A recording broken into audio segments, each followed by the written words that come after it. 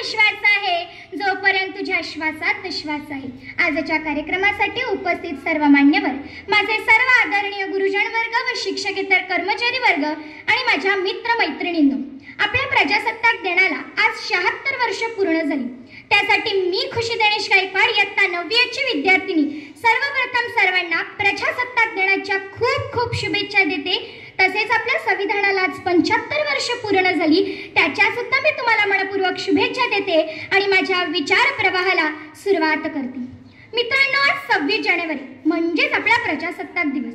आपल्या देशाला 15 ऑगस्ट 1947 रोजी स्वातंत्र्य मिळालं.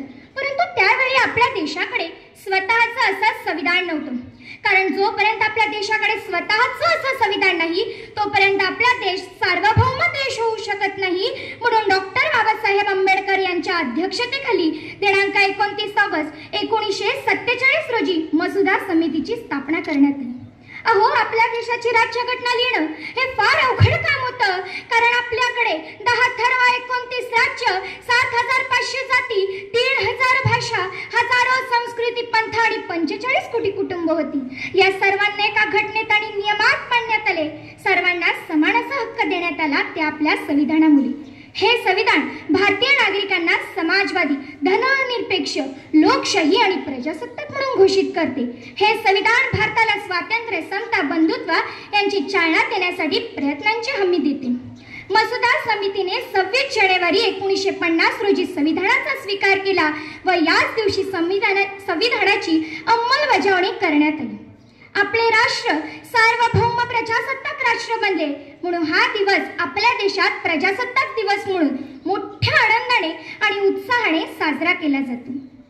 मित्रांनो, 26 जानेवारी हा दिवस आपल्या देशासाठी एक ऐतिहासिक दिवस आहे.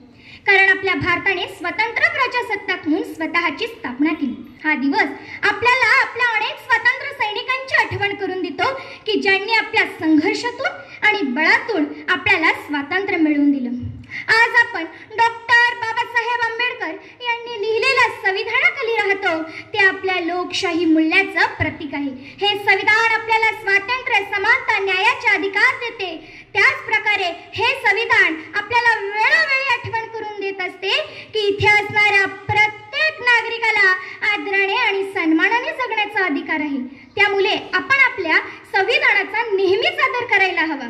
मी सर्वांना पुन्हा एकदा आपल्या प्रजासत्ताक दिनाच्या खूप खूप शुभेच्छा देते आणि एवढं बोलून मी माझ्या विचार प्रवाहाला पूर्णविराम देते. जय हिंद, जय महाराष्ट्र, जय संविधान, भारत माता की.